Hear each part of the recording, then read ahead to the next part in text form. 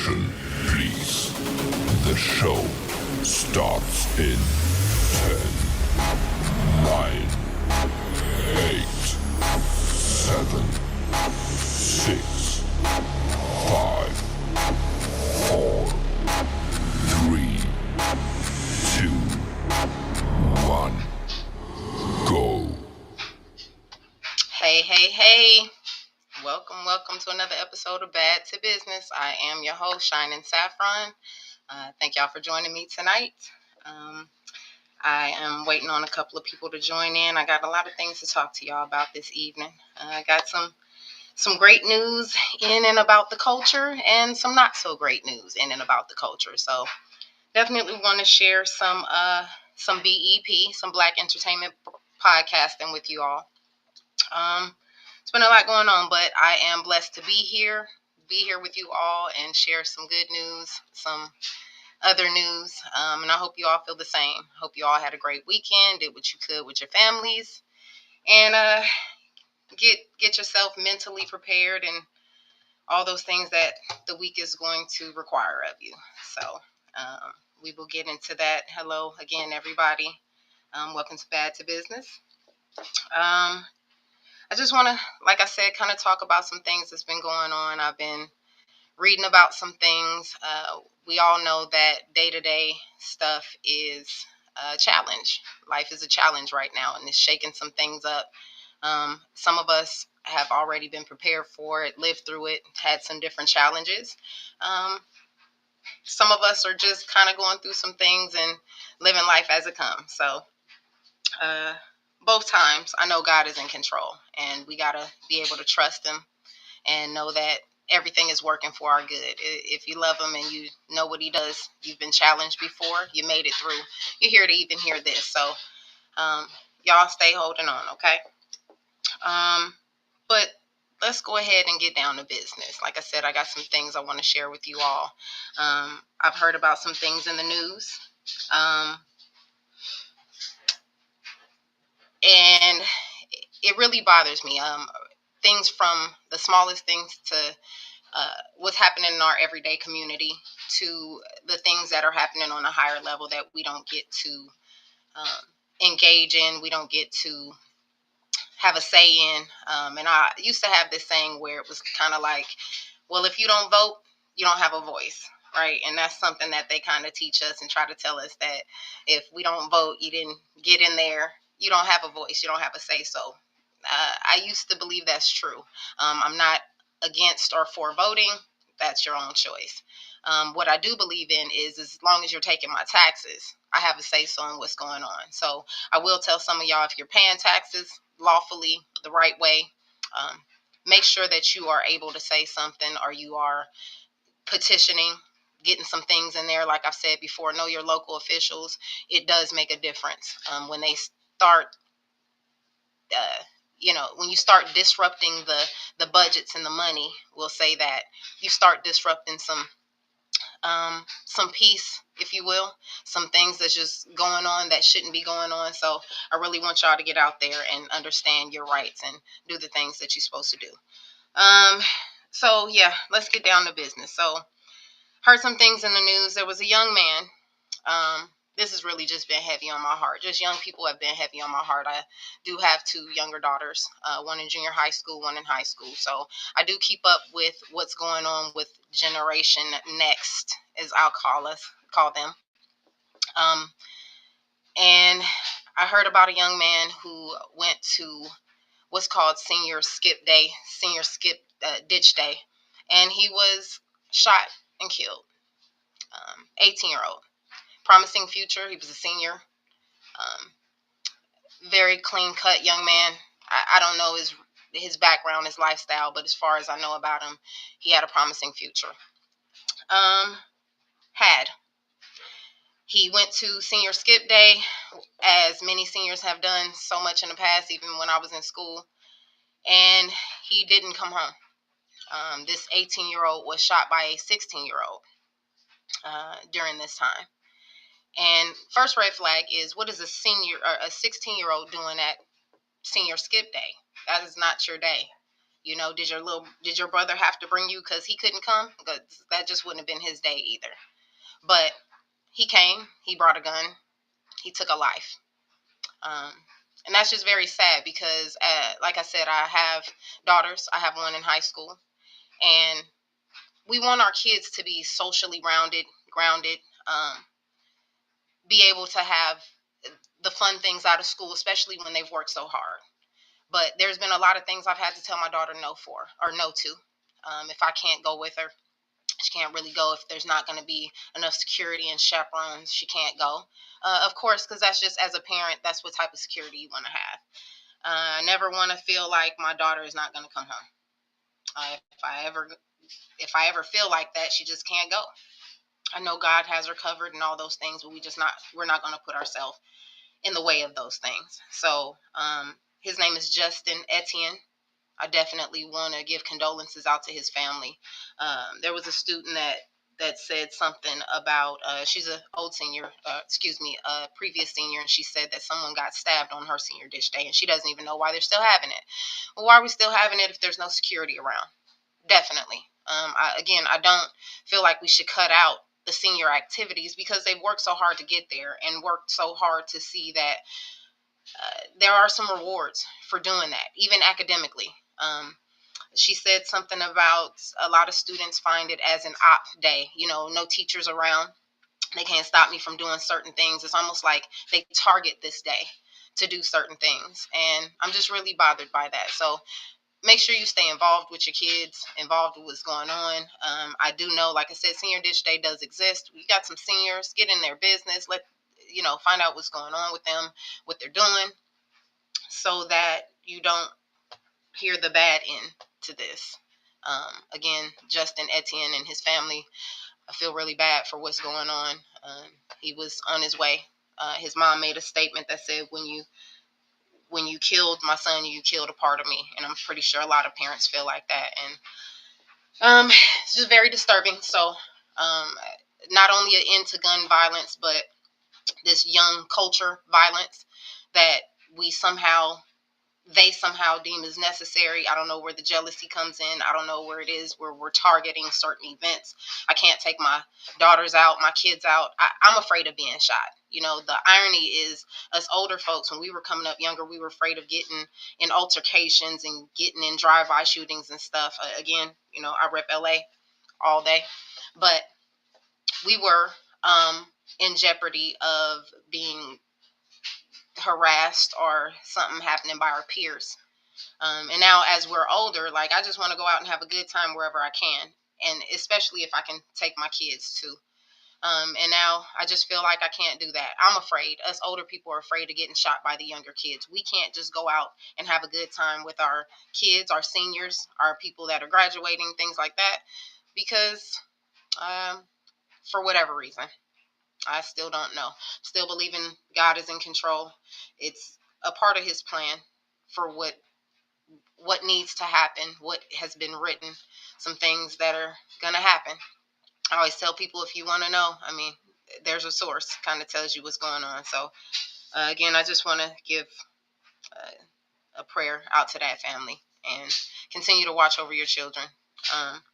In other news, I also heard about these twin brothers. They were found murdered. And I hate to be the bearer of bad news, and it's really not the bearer of bad news, but I love to be the carrier of truth. It's not about to make anyone feel bad. It's not, bad news is bad news, whatever is going on. But what I am noticing is we got to stay awake and alert. Again, life has its rough edges, but we can smooth them around. So please just do what you can do, and gotta do what you can't. That was the word. So anyway, in the other news, I found out about these twin brothers that were murdered, found in the mountains. The irony behind the whole story is that they were supposed to be traveling. They were brothers of Lawrenceville, Georgia. Let me get this story straight. They were brothers of Lawrenceville, Georgia, twin brothers, graduated last year, promising futures. They were going to go see some friends in Boston. never made it on their flight. They were found in the mountains, murdered and killed, shot in the head, kind of execution style.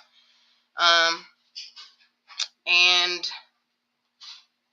it's really crazy. And I kind of get emotional about this stuff because, again, these are kids. They didn't even make it to 21. It's getting the lifespan of our culture, of some cultures, but mainly ours, are getting shorter and shorter. And that's getting scarier and scarier. Don't even want my kids to leave the house, but staying on track. These young men were murdered. Their family are giving statements about how they didn't even know about the area. They don't understand how they were even found in those areas of the mountains. And so some hikers found them. Of course, you have the first responders, the firemen, and everything. And the irony was that there was one volunteer fireman that shared the photos of the crime scene, kind of social media'd it, if you will, put it out there. They were able to trace it back to him. And even the uncle of the brothers, who's been a first responder for over 10 years, said, one thing that we know is that we never take pictures of crime scene and share it. That's just off limits. But the irony is that I read something where they said we don't exactly know how he did it. No, we do know how. He shared it off his phone. That's how we share everything, right? He took a picture of it and he shared it. So it's not about how, it's about why. Why did he do that? And the way that everybody actually found out about it is it was shared on some type of social media somewhere. And it got back to the students of the high school. And the authorities of the high school found out about it, or the local high school found out about it, because the students had to say something. Hey, the students who used to go here, blah, blah, blah, this is what happened to them. And like the family said, it's really scary to know that something like that is being shared on social media, because you don't even want to pick up your phone or pick up anything, go to Facebook, go to any type of social media, for fear that you're going to see your family there sprawled out like that's the news. The news is finding out what's going on and how did it happen, or why did it happen. In further reading of it, I saw somebody who made a comment, and the comment was very disturbing. I won't say who said it, but I just want to bring it up as an awareness. The commenter said that these things were going around like this, and they were being called trophy photos. I'm gonna let that simmer for a second. Trophy photos. What type of trophy?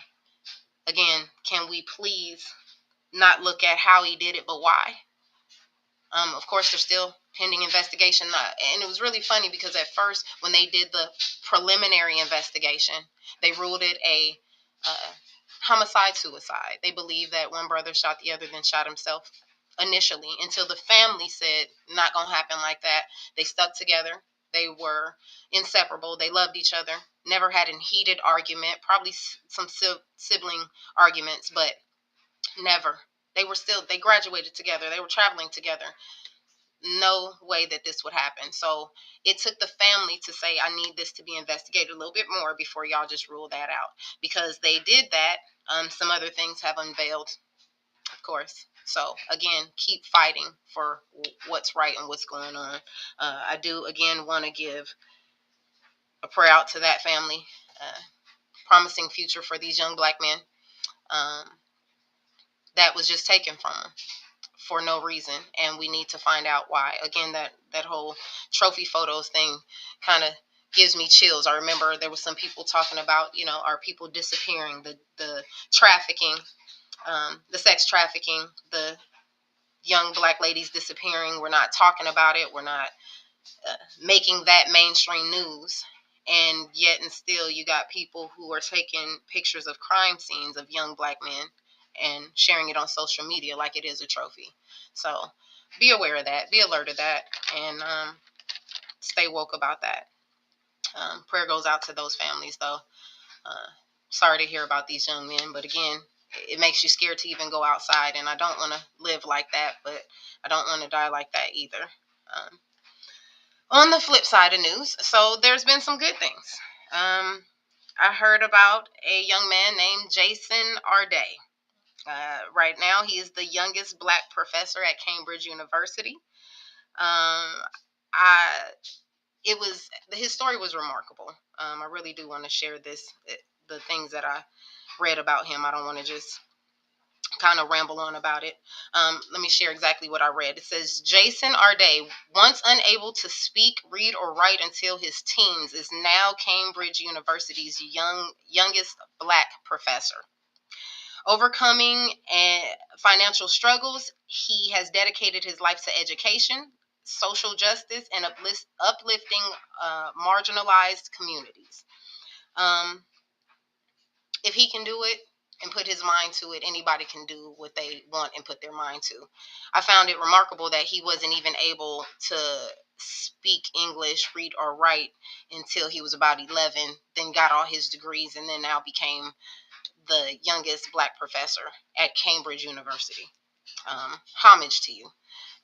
I don't know who was in his life. I haven't really gotten into that, but it just goes to show that even through obstacles like that, not until he was almost in his teens, he was able to do some things. Do some things that we've been given more privileges to do than he has. So I just wanted to kind of share that with you all. Let's see. What else is on the roster? I want to share something else. Oh, so this is really cool. I found out about a young Black man. When we talk about promising futures, this young Black man, or young Black king, I'm gonna call him. His name is Darnell Kelly. Darnell Kelly is a high school quarterback headed to Langston Hughes High School in Fairburn, Georgia. Has a promising future, and I want to kind of follow this and see what happens.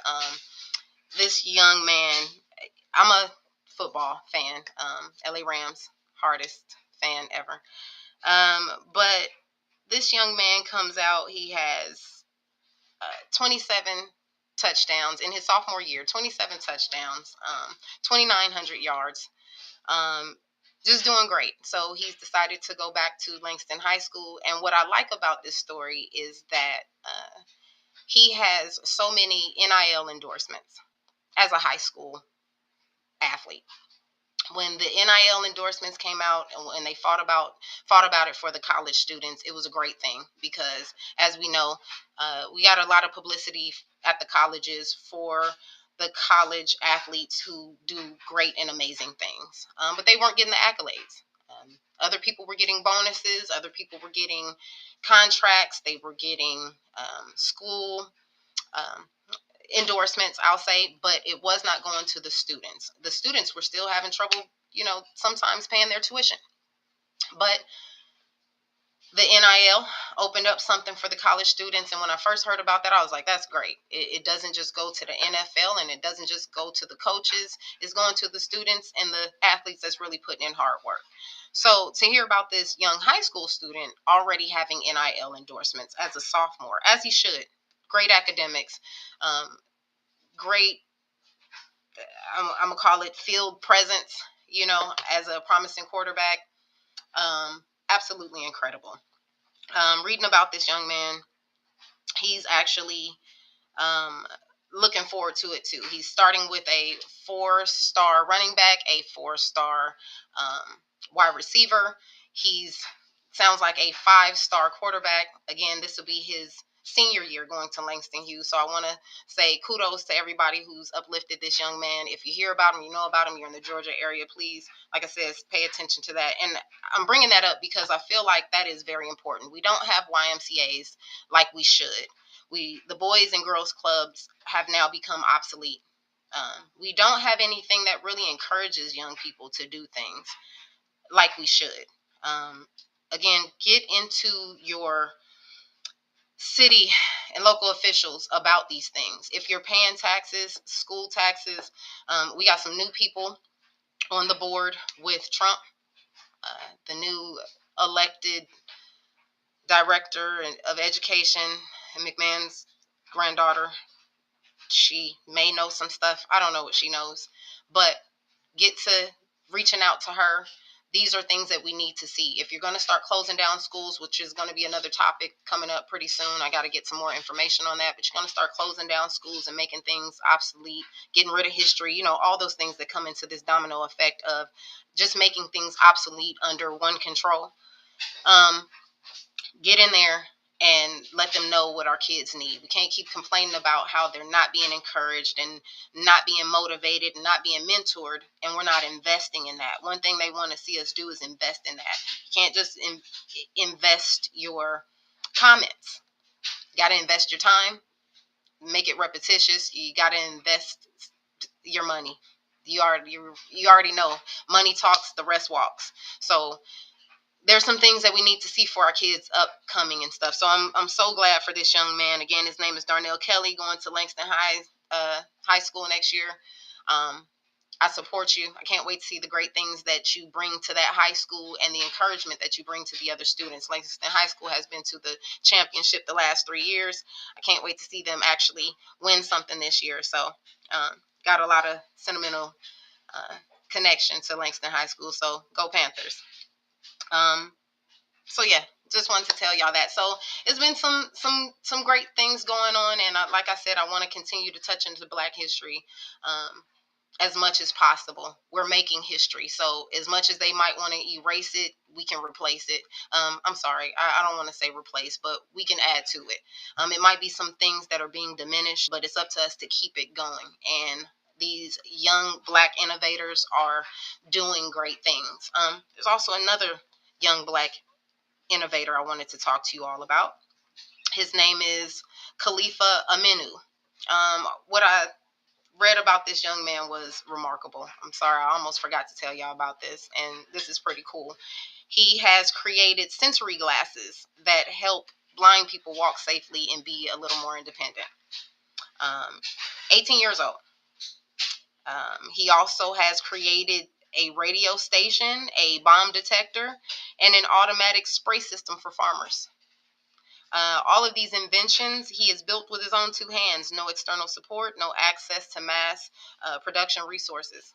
18 years old. I did not want to forget him, because one of the things they said about him is that he's not only helping to make the world a safer place, but also showing us the incredible power of innovation that comes from necessity and heart. That is one of the things I wanted to pull out. The things that we need to do based on necessity and heart. Keep looking to God and keep praying for where you can apply necessity and heart. Things that need to be done.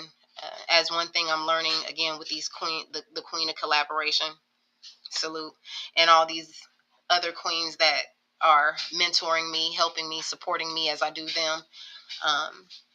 You definitely want to be the change you want to see. So start applying yourself. Petition for things. Invest in things. Do the things that we want to see.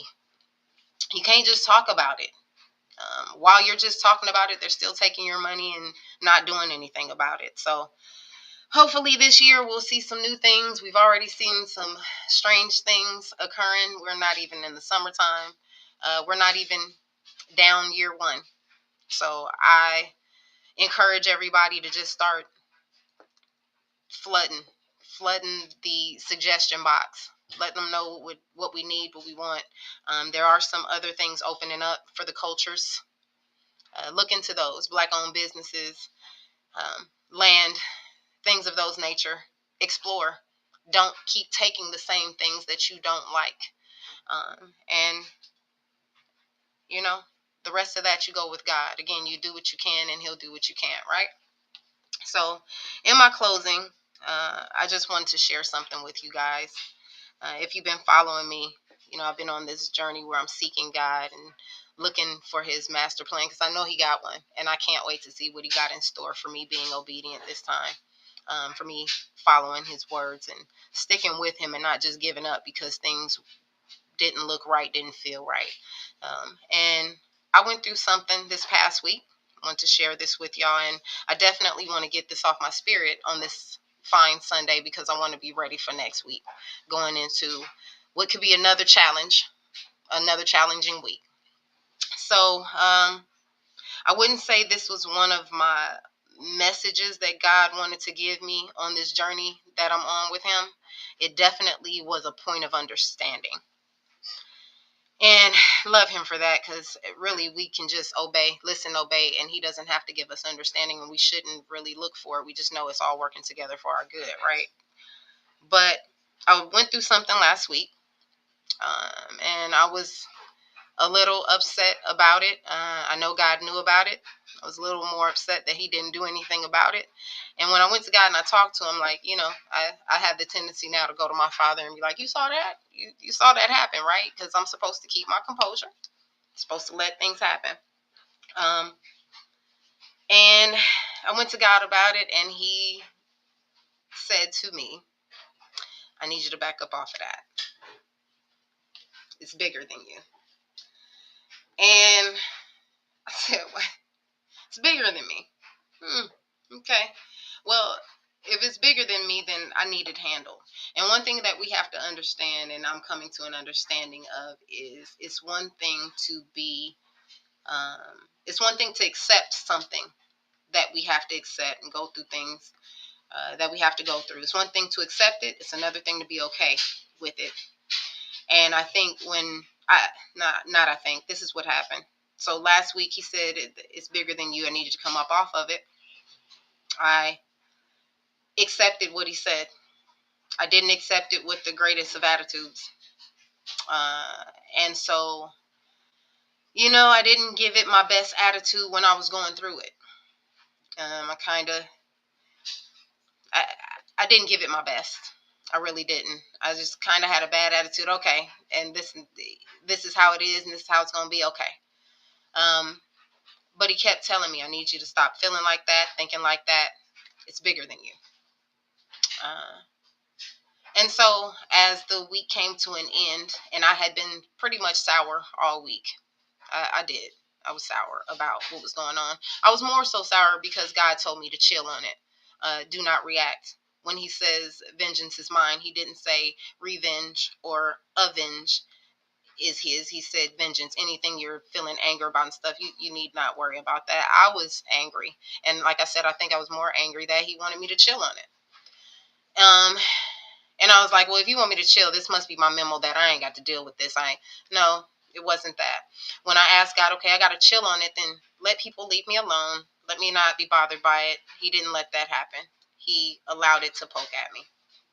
He allowed it. I could tell because I kept going to him saying, hey, it's poking at me. And he was like, yeah, I need you to back off. It's bigger than you. So I went through the week kind of sour. By the end of the week, some things were revealed to me. He not only told me it was bigger than me, but he showed me it was bigger than me. I got a chance to see the situation kind of open up a little bit, saw why things had to happen the way they did, even where I was involved. Where I thought things were unfair to me, there were other people in the situation that it was more unfair to them. And to be honest, I was more protected in the situation than anybody. I was more protected in the situation than anybody.